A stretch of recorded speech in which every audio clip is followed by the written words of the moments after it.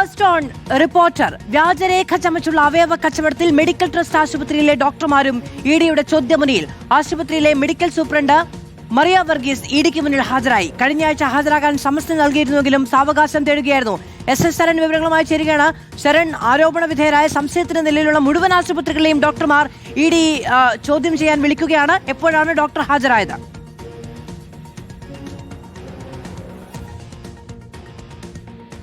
മാധു, അല്പസമയം മുമ്പാണ് ഈ മറിയ വർഗീസ് മെഡിക്കൽ ട്രസ്റ്റ് ആശുപത്രിയിലെ മെഡിക്കൽ സൂപ്രണ്ടാണ്. അവർ ഇഡിക്ക് മുന്നിൽ ഹാജരായിരിക്കുന്നത്. അല്പസമയത്തിനകം തന്നെ ചോദ്യം ചെയ്യൽ ആരംഭിക്കുകയും ചെയ്യും. എന്തായാലും കഴിഞ്ഞ ആഴ്ച വളരെ പ്രധാനപ്പെട്ട ചോദ്യം ചെയ്യൽ ഉണ്ടായിരുന്നതാണ്. അത് ലേക്ക് ഷോർ ആശുപത്രിയുമായി ബന്ധപ്പെട്ട് ലേക്ക് ഷോർ ആശുപത്രിയിലെ MD ഡോക്ടർമാരെയൊക്കെ തന്നെ ചോദ്യം ചെയ്തിരുന്നു. അതിന് പിന്നാലെ രാജഗിരി ആശുപത്രിയിലെ ഡോക്ടർമാർക്ക് സമൻസ് നൽകുകയും അവർ ഹാജരാവുകയും ചെയ്തിരുന്നു. ഇതോടൊപ്പം തന്നെയാണ് മെഡിക്കൽ ട്രസ്റ്റ് ആശുപത്രിയിലെ ഡോക്ടർമാർക്ക് സമൻസ് നൽകിയിരുന്നത്.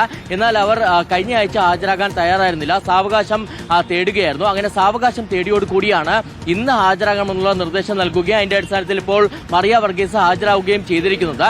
ഇതിൽ 3 പ്രധാനപ്പെട്ട സ്വകാര്യ ആശുപത്രികൾ കേന്ദ്രീകരിച്ച എൻഫോഴ്സ്മെന്റ് ഡയറക്ടറേറ്റ് അന്വേഷണം ഊർജിതമാക്കിയിരിക്കുന്നു എന്നുള്ളതാണ് പ്രധാനപ്പെട്ട കാര്യം. അതായത് കഴിഞ്ഞ മാസം വിശദമായ റെയ്ഡുകൾ ഉണ്ടായിരുന്നു. അങ്ങനെ റെയ്ഡ് നടത്തിയപ്പോൾ തന്നെ ഈ അവയവ കച്ചവട റാക്കറ്റുമായി സ്വകാര്യ ആശുപത്രികൾക്ക് ഉള്ള ബന്ധം അത് തെളിയിക്കുന്ന രേഖകളടക്കം ഇഡിക്ക് ലഭിക്കുകയും ചെയ്തിരുന്നു. അതിന്റെ അടിസ്ഥാനത്തിലാണ് വേഗത്തിൽ തന്നെ ചോദ്യം ചെയ്യൽ നടപടികളിലേക്ക് പോകാമെന്നുള്ളത് അവർ തീരുമാനിച്ചിരുന്നത്. അങ്ങനെയാണ് ഈ ഡോക്ടർമാരെയൊക്കെ തന്നെ ഇപ്പോൾ പ്രധാനമായും വിളിച്ചു വരുത്തുകയും ചോദ്യം ചെയ്യുകയും ചെയ്യുന്നത്.